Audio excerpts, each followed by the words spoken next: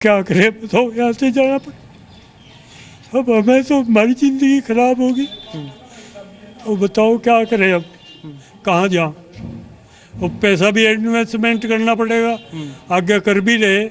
अब पैसे की भी ज़रूरत है, अब कहाँ से लेवें। अब पैसा जो उधार में है उसमें मरेगा भी। अब दिक्कत ये है, दिक्कत है। कितना उधार होगा? उधार भी होगा 10 लाख के करीब। 10 लाख के ऐसे लोग भी हैं जो लेंगे, दे देंगे, फिर देते नहीं, जबरन ले जाते हैं। जबरन भी ले आते हैं। हाँ जी। अधूरे ख्वाबों का जीता जागता सबूत है ये। सबूत शायद किसी अदालत, कोर्ट, कचहरी या कागजी फाइलों में दर्ज हो ना हो, लेकिन इंसानी आंखों में बखूबी दर्ज होता है। इन्हें ये खाली कमरा, अधूरा कमरा देखकर अपने भविष्य की चिंता होती है।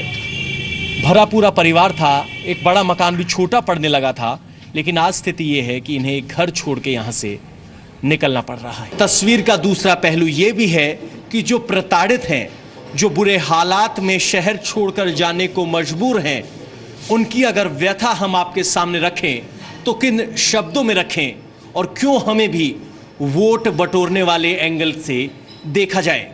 क्या इंसानियत का धर्म वोट से ऊपर नहीं होना चाहिए? कैमरामैन विक्रम के साथ पवन नारा, कांधला। और कैराना छोड़कर कोटा में बस गए मनीष मित्तल भी हमारे साथ लाइव हैं, लेकिन उनसे बात करें उसके पहले देखिए जब जी मीडिया संवाददाता हिमांशु उनके घर पहुंचे तब उन्होंने क्या बताया।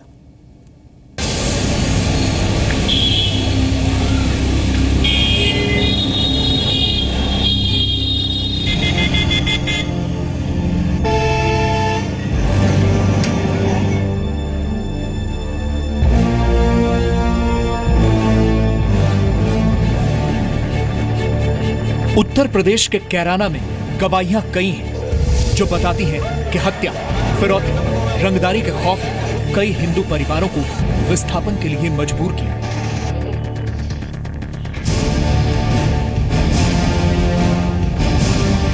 कैराना से सिर्फ 2 महीने पहले मनीष मित्तल अपने परिवार के साथ राजस्थान के कोटा आ गए हैं। कोटा में उनका कुछ भी अपना नहीं है, लेकिन यहां आया ये परिवार कहता है कि ये जगह उनके लिए कैराना से ज्यादा सुरक्षित है। वहाँ पे माहौल की बहुत दिक्कत हो गई थी, माहौल खराब हो गया था।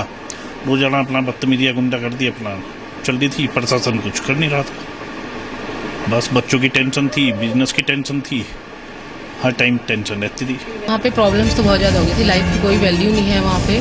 अभी हस्बैंड के साथ में भी कई बार मारापीटी हो चुकी है। कोटा आए इस परिवार का कैराना में अच्छा खासा बिजनेस था, अपना सिनेमा हॉल चलता था, लेकिन जान बचाने की छटपटाहट किसी जायदाद बचाने की जद्दोजहद से बहुत बड़ी होती है। टाउन में अपना घर छोड़ आए हैं, आपके एग्रीकल्चर फील्ड है, पिक्चर हॉल है, वो सब छोड़ के ही आए हैं। अभी तो ये लोग तो पूरा जब से बर्थ हुआ इनका तब से वहीं पे ही रह रहे थे। अभी हमें 2 मंथ्स हुए हैं वहाँ से माइग्रेट किए हुए। बच्चों के लिए भी कोई सेफ नहीं था, क्योंकि पर्टिकुलर टाइम भी बच्चों ने जाना है, तो बच्चों को भी वहाँ से निकालना पड़ा था। एक को हॉस्टल में डाला, वो छोटा था, दूसरे वाला उसको नाना नानी के यहाँ भेजा। लेकिन अभी हम लोगों ने फिर यही डिसीजन लिया कि अब आगे बच्चों को अपने साथ रख के पढ़ाएंगे तो कहीं और ही माइग्रेट करते हैं। सवाल उठता है कि कैराना के विस्थापित परिवारों को क्या कानून, प्रशासन, सरकार जैसी चीजें नहीं दिखी? आखिर हुआ क्या? अपना मकान दुकान छोड़ने से पहले क्यों भरोसा नहीं जग पाया कि उनके साथ इंसाफ होगा? तो पुलिस में जैसे गए, उन्होंने कहा जी देख लो जी, अपने हिसाब से हैंडल कर लो, और कभी भेज देते थे, पर हुआ कुछ नहीं आज तक। ये गुंडागर्दी और ये सब वहाँ पे तो चलता है सरेआम। आप किसी से कोई आपको वो नहीं है कि भाई आपको पुलिस से कोई मिल जाएगा सुरक्षा या किसी से, वो कुछ नहीं करते हैं, कुछ नहीं। तो काफ़ी छूट गई जी वहाँ तो। मेरे ख्याल में रह गए होंगे 4-5% बस। और अगर ये हाल रहा तो और 6-7 महीने में मैं समझू 1-2% ही रह जाएगा। जिंदगी की लड़ाई में कहीं भी चला गया हर इंसान वहां एक बार जरूर लौटना चाहता है, जहां से उसने जीवन के ककहरे सीखे हों।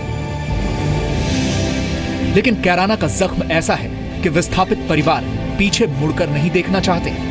कैराना नहीं लौटना चाहते। नहीं, वापसी का अभी तो कुछ प्रोग्राम नहीं है, क्योंकि अभी तो वहाँ माहौल ही अच्छा नहीं चल रहा है। बच्चों की स्टडी है, ये है, अभी तो वापसी का तो कोई प्रोग्राम नहीं। नहीं, हम लोगों ने कभी नहीं सोचा, अभी वापस जाने का तो नहीं है, कोई इरादा नहीं है। यूपी में तो बिल्कुल भी नहीं है। हिमांशु मित्तल, जी मीडिया, कोटा। तो हम आपको पहले कोटा ही लेकर चलते हैं। मेरे सहयोगी हिमांशु वहां पर मौजूद हैं, उनके साथ मनीष मित्तल परिवार सहित इस वक्त बैठे हुए हैं। हिमांशु, अगर आप मुझे सुन पा रहे हैं तो हम चाहते हैं मनीष खुद अपनी जुबानी बताएं पूरी बात, क्या हुआ, क्यों वो छोड़ के आए, और आज जब इस मामले पर रिपोर्टिंग हो रही है तो क्या उनको लगता है कि उनके जो असली कारण हैं उनको दबा के राजनीतिक फायदे की बातों को ऊपर रखा जा रहा है?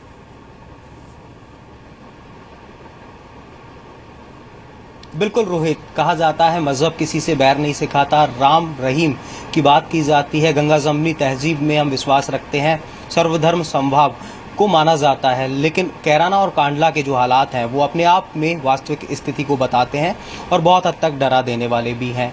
और यही वो हालात हैं कि उस डर, उन हालातों से मुंह मोड़ करके, अपना सब को छोड़ करके ये परिवार जिसने अपनी पूरी ज़िंदगी वहीं पर देखी, परिवार की शुरुआत वहीं से हुई, और जिसके बाद में अपना सब कुछ छोड़ करके, अपना कारोबार, अपना घर परिवार सब कुछ छोड़ करके इन्हें यहाँ पर आना पड़ा। ये मित्तल परिवार अब कोटा में आकर के बस गया है। क्या वो हालात बने, इन सभी सवालों के साथ में मित्तल परिवार से बात करते हैं। मनीष जी हमारे साथ में। मनीष जी, कैसे ये हालात बने, कैसे ये स्थितियाँ बनी? वहाँ 2 साल से जो है गुंडागर्दी चल रही थी, बस अपना जब से ये दंगे हुए मुजफ्फरनगर वाले, और उसके बाद आहिस्ता आहिस्ता आहिस्ता आराम से वहाँ अपना ऐसे ही अपना बदतमीजियाँ चलती रही। किस तरह की स्थितियाँ होती थी, क्या होता था? यही अपना लूटपाट, और जैसे पैसे ले लिए, दिए नहीं, उधार ले गए, उधार करना, ये करना, बदतमीजी करना, उधार मांगोगे उधार नहीं मिलना, आगे जो है लड़ाई झगड़ा करना। किस तरह का कारोबार था आपका, किस तरह का कामकाज? अपना तो सिनेमा का बिजनेस था, जैसे फ्री में आगे बैठना, बदतमीजी करना, स्टाफ के साथ बदतमीजी करना, जो मतलब दर्शक आते थे उनको मतलब उनके साथ बदतमीजी करना, इसी तरह से बस वो पुलिस प्रशासन और सरकार एक नाम की चीज होती है, तो क्या वो वहाँ पर नहीं थी? नहीं, पुलिस तो सब कह देती थी बताओ हम क्या करें जी, हम किसी को लेके आएंगे, ऊपर से नेताओं का फ़ोन आ जाता है, उन्हें छोड़ना पड़ता है, हम कुछ नहीं कर सकते। तो क्या ये हालात राजनीतिक थे, वोट बैंक की राजनीति थी? भाई राजनीति मान लो, जैसे भी लोग तो बस वे सब मतलब उनको पुलिस का कोई भी डर नहीं था उनके अंदर कि भाई पुलिस भी कोई चीज़ है। पुलिस कोई चीज़ नहीं है, ऐसे हालात हैं, किसी का डर नहीं है, किसी का भय नहीं है। सोनिका जी हमारे साथ में। सोनिका जी, आप बताइए कुछ अनुभव वहाँ के हालातों के। मेंटली स्ट्रेस बहुत ज़्यादा था। एक्चुअली इनके साथ भी हो गया था, जब उनको फ्री में नहीं बैठने दिया तो रात में उन्होंने इनके ऊपर अटैक कर दिया था। अभी उनके पास सिर्फ बेल्ट्स वगैरह थी, तो बेल्ट से इनके ऊपर उन्होंने हमला किया। अगर कोई वेपन वैसे होता तो वो इनको मार भी सकते थे। तो मेंटली स्ट्रेस बहुत ज़्यादा था और बच्चों के लिए भी बिल्कुल सिक्योर नहीं था। तो जिंदगी बचाने के लिए, अपने बेहतर भविष्य के लिए आपको सब कुछ छोड़ करके आना पड़ा? हाँ जी, हम लोगों को सब कुछ ही छोड़ के आना पड़ा वहाँ पर से, क्योंकि लाइफ इज पहले। जिंदगी को खतरा था रोहित, और उस जिंदगी के खतरे को देखते हुए, अपने भविष्य को देखते हुए इस परिवार को कैराना छोड़ना पड़ा। और हालात जैसा कि मनीष और उनकी पत्नी ने हमें बताया कि इतने भयावह थे कि सड़क पर निकलते में डर लगता था। अपना जो कारोबार है वो ये नहीं कर पाते, आए दिन इन्हें धमकियां मिलती, आए दिन धमकाया जाता, और कुछ ऐसे ही हालात थे। रोहित जी, वापस आते हैं आपके पास। पवन नारा भी हमारे साथ हैं, एक बार पवन नारा के पास चलते हैं। पवन नारा लगातार कांधला में, कैराना में उन तमाम लोगों से, उन परिवारों से मिलते रहे हैं जिनको किसी न किसी वजह से इन जगहों से विस्थापित होना पड़ा। पवन, कितने ऐसे लोग आपको मिले जो ये कहते हो कि रोजगार की तलाश में, बेहतर पैसे की तलाश में वो अपने घर परिवार, जमीन जायदाद, संपत्ति सबको छोड़ के चले आए? रोहित, मैं आपको बताना चाहूंगा कि हम 8 से 10 परिवारों के पास आज गए जब एक नई सूची जारी की गई। भले ही वो किसी एक राजनीतिक नेता ने जारी की हो, लेकिन हमने उनकी वेरिफिकेशन की। हकीकत यह है कि कोई भी अपना जमाया कारोबार छोड़कर नहीं जाना चाहता, क्योंकि यहाँ से जो 7, 8, 10 लोग जिनसे हम मिले गए हैं वो सब वो लोग हैं जो व्यापारी वर्ग के हैं, जिनका अच्छा खासा जमा जमाया व्यापार था। ऐसा कोई भी आदमी नहीं है कि एक बेहतर नौकरी की तलाश में गया है।